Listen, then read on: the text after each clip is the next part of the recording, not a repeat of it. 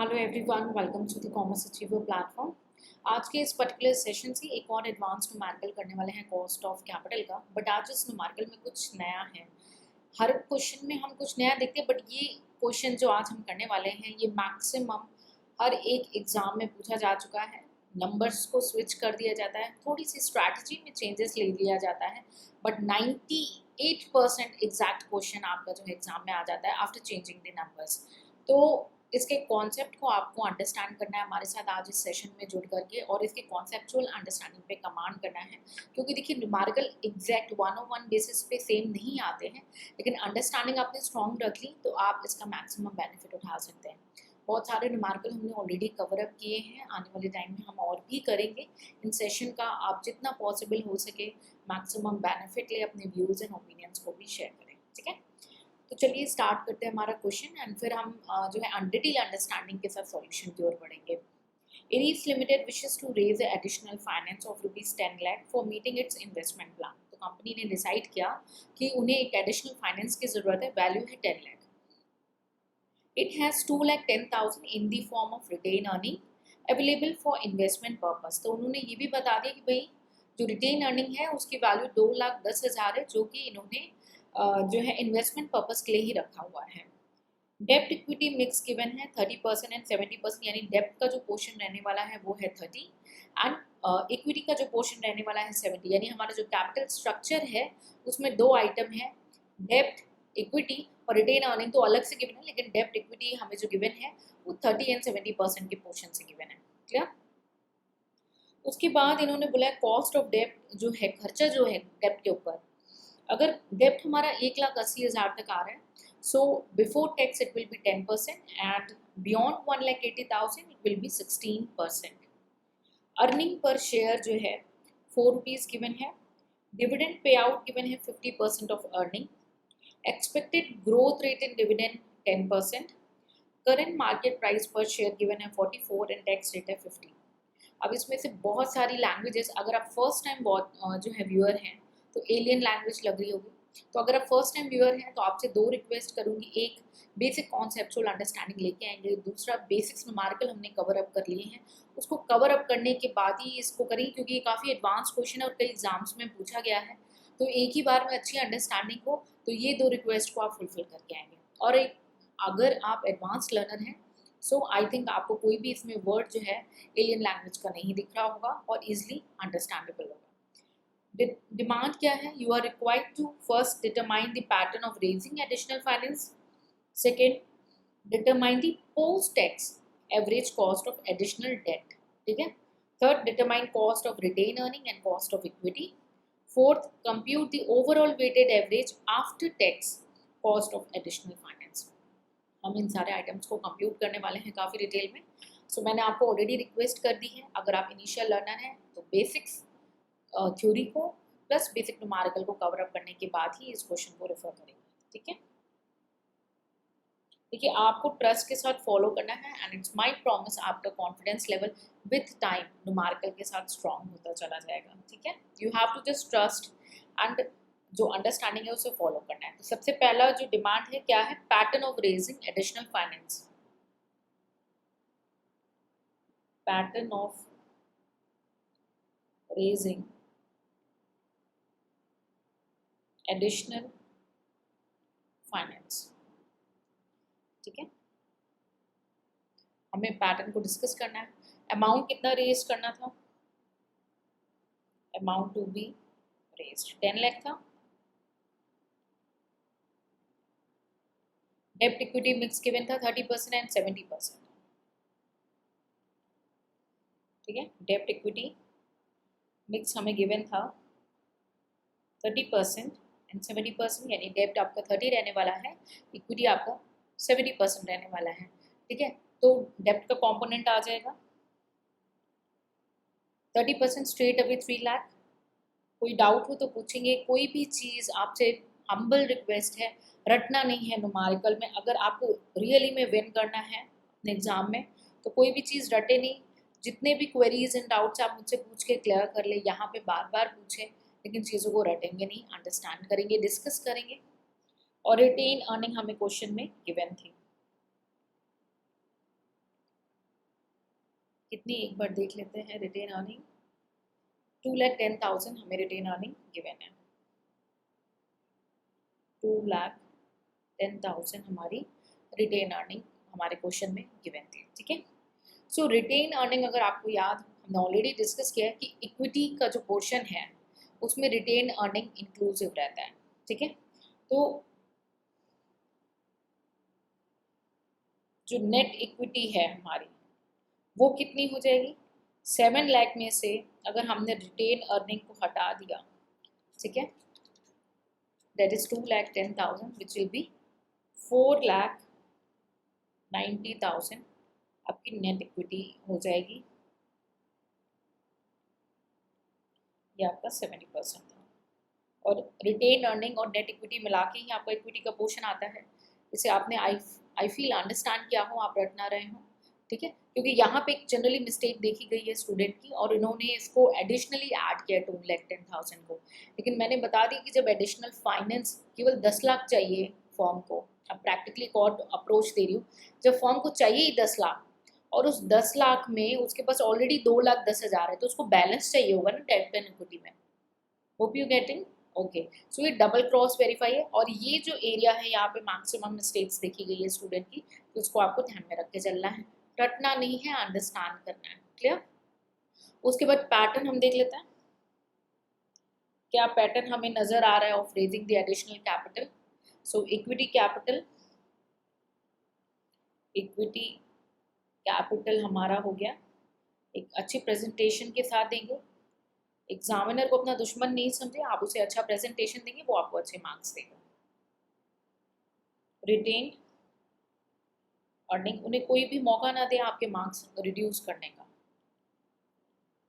उन्हें इतना कंफ्यूज कर दे कि वो सोचे आपको मार्क्स कैसे काटे, उनको कोई अपॉर्चुनिटी नहीं मिलनी चाहिए, ठीक है। अब डेप में हमारे 2% है, डेप 1,80,000 तक 10% है एंड बियॉन्ड 1,80,000 आपका जो है rate of interest, 1 second, that will be 16%।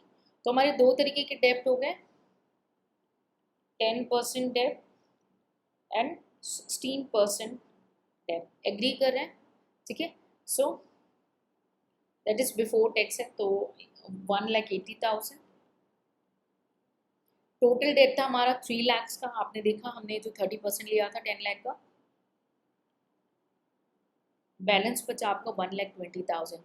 Satisfied होंगे, कोई भी चीज़ याद नहीं करेंगे। जो सेकेंड मिस्टेक देखी जाती है कॉमनली वो इस एरिया में कि स्टूडेंट डेप्ट को on the basis of cost जो है एलोकेट नहीं करते, भूल जाते हैं और एक और टुगेदर डेप्ट दे देते हैं, ठीक है। तो इस पर भी आपको ध्यान रखना है। सो ये हमारा जो पैटर्न है फाइनेंस का, जो हमें एडिशनल फाइनेंस चाहिए कंपनी को, ये इस तरीके से आपका अराइज होगा। Second part of the solution चलते हैं हम। Determine the post tax average cost of additional debt, ठीक है। आई बिलीव फर्स्ट पार्ट में हमने कोई भी चीज़ रटी ना हो, अंडरस्टैंड की हो और उसे प्रेजेंट किया, ठीक है, क्योंकि सेम क्वेश्चन नहीं आएगा। पोस्ट टैक्स एवरेज निकालना है, ये ध्यान रखेंगे, ऑफ एडिशनल डेट, ये हमारी सेकेंड रिक्वायरमेंट है, ठीक है। अब बिफोर टैक्स जो हमारा, बिफोर टैक्स हम अगर देखें तो हमारा डेप्ट क्या था, डेप्ट अप टू ₹1,80,000, कॉस्ट था 10%, टैक्स रेट हमारा 50%, राइट। आफ्टर टैक्स क्या हो जाएगा, 10% में से 1 माइनस 0.50, टैक्स हटा देंगे। सेटिस्फाइड होंगे, रटेंगे नहीं प्लीज़, ठीक है। तो कितना हो गया, 5% आफ्टर टैक्स रेट हो गया, ये स्ट्रेट अवे भी हो सकता है। आफ्टर टैक्स कॉस्ट निकाल देंगे, आफ्टर टैक्स कॉस्ट ऑन डेब्ट। कॉस्ट क्या होता है डेब्ट का, डिबेंचर का कॉस्ट क्या हुआ, इंटरेस्ट ना, जो कम एक इंडिविजुअल पे कर रहा है। सो 1,80,000 पे 5% होगा हमारा, कैलकुलेट कर लेंगे,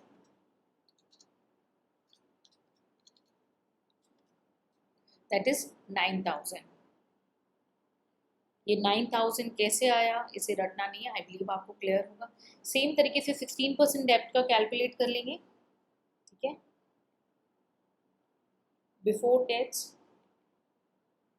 ठीक है, before tax on debt beyond ₹1,80,000, 16% था। आफ्टर टैक्स आपका 1 माइनस टैक्स हो जाएगा 50, दैट इज 8%। सेटिस्फाइड होंगे, कोई भी चीज़ यहाँ पे रटेंगे नहीं प्लीज, ठीक है। 8% हो गया। आफ्टर टैक्स कॉस्ट आ जाएगा हमारा, सो हमारा जो बैलेंस अमाउंट बच रहा था 1,80,000 के बाद, वो कितना बच रहा था, 1,20,000, 8%, दैट विल बी 9,600।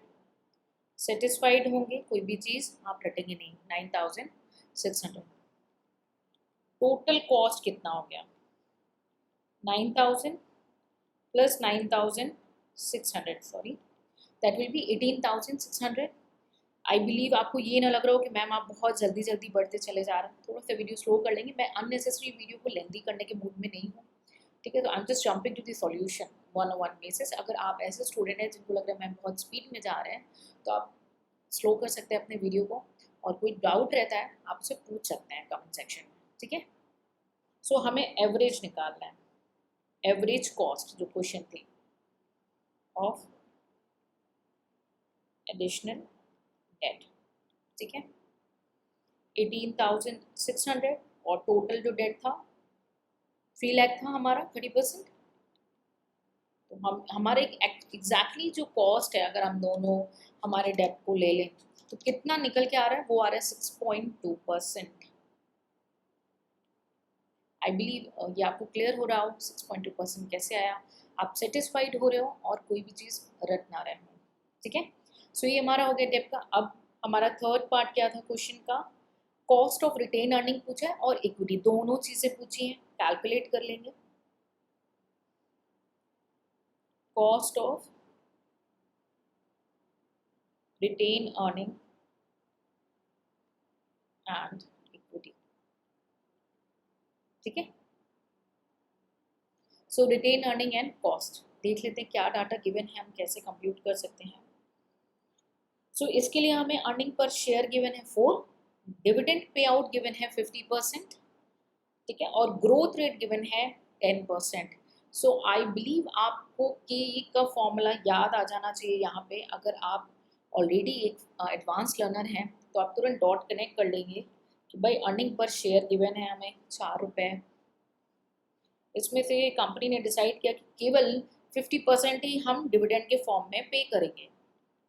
ये सारी लैंग्वेजेस आपको थ्योरेटिकल फॉर्म में क्लियर होनी चाहिए। डिविडेंड पे आउट का मतलब क्या है कि भाई जितना भी अर्निंग हुआ है उसमें से 50% एज ए डिविडेंड हम पे करने वाले हैं, यानी 4 रुपीज़ का 50% दैट इज ₹2 हमने डिसाइड किया हम एज अ डिविडेंड पे करेंगे, ठीक है। अब हम कॉस्ट ऑफ इक्विटी निकाल सकते हैं यहाँ से।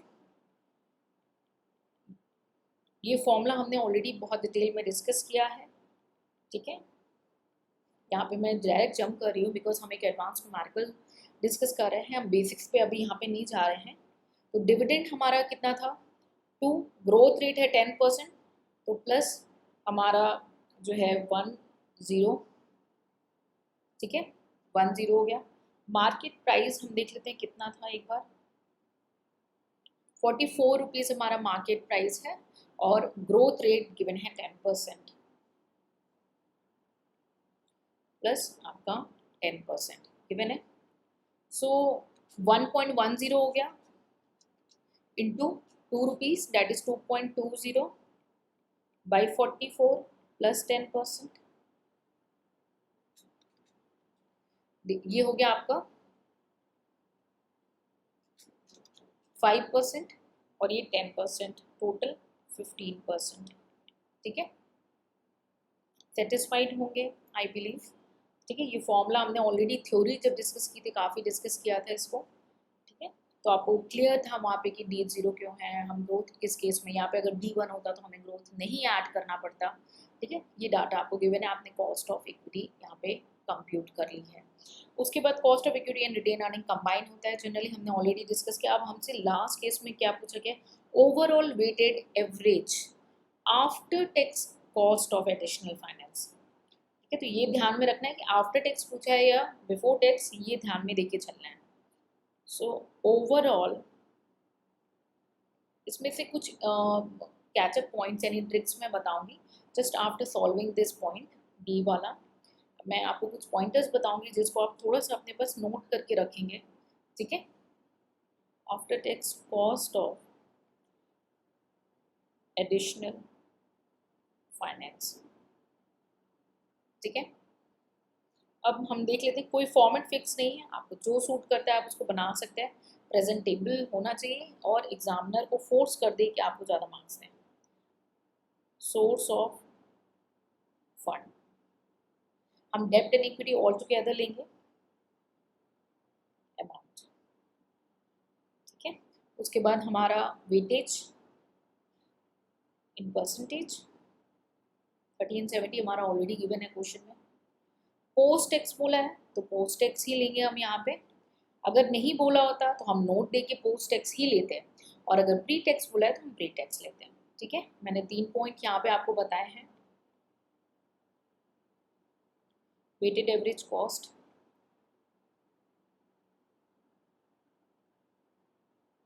ठीक है, सोर्स ऑफ फंड डेब्ट एंड इक्विटी, डेब्ट एंड इक्विटी। अमाउंट हमारा 3 लाख 7 लाख, इतना तो आपको याद ही हो गया होगा। वेटेज था 30% एंड 70%। पोस्ट टैक्स देख लेते हैं क्विकली, 15% है हमारा इक्विटी में और 6.2 है हमारा डेब्ट में, क्योंकि दोनों डेब्ट का कंबाइन हम यहाँ पे दिखा रहे हैं तो हमें कंबाइन ही लेना है।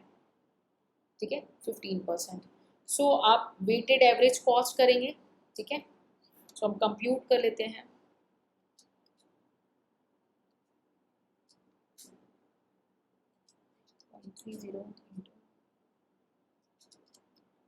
फर्स्ट केस में 1.86 ये दोनों कॉलम, सेकेंड केस में 52.70, that will be 10.50 plus 1.86, that will be 12.36%। ठीक है, ये हमारा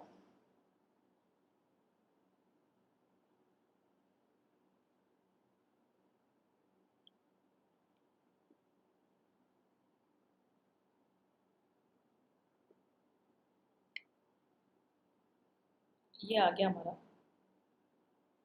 ठीक है, weighted average after tax cost of additional finance. मेरा थोड़ा स्पेस इशू है इसलिए आई यूज्ड एडी, आपको शॉर्टकट एग्जाम में नहीं यूज़ करेंगे, सॉरी एएफ एडिशनल फाइनेंस। ठीक है, 12.36। तो हमने सारे पॉइंटर्स को कंप्यूट कर लिया क्विकली। आई बिलीव आपको ये नहीं लग रहा हो कि मैंने बहुत क्विक फॉर्म में किया, क्योंकि हमने ऑलरेडी डिस्कस किया कि हम एक एडवांस न्यूमेरिकल कर रहे हैं, तो जिसके लिए आपको थ्योरी कमांड जो है कमांड करके आनी है। तो अब मैंने जो आपको प्रॉमिस किया कि हम एडिशनल कुछ पॉइंट बातें करेंगे। सबसे इंपॉर्टेंट पहला पॉइंट ये कि अगर क्वेश्चन में आपको आफ्टर टैक्स नहीं गिवन है तो आप नोट दे के आफ्टर टैक्स कंप्यूट करें। ठीक है, और अगर क्वेश्चन में स्पेसिफिकली गिवन है बिफोर टैक्स तो आपको सिंपल बिफोर टैक्स कंप्यूट करना है। कई बार कुछ ऐसे होते हैं कि आपने फॉर्मुलेज या कॉन्सेप्चुअल अंडरस्टैंडिंग कुछ और ली होती है, बट जो क्वेश्चन है वो आपका कुछ और प्रेजेंट कर देता है फैक्ट को और आपसे कुछ रिक्वायरमेंट रखता है। उस केस में जो क्वेश्चन बोल रहा है उसे रूल ऑफ थंब मानेंगे और वैसे ही सॉल्व करेंगे।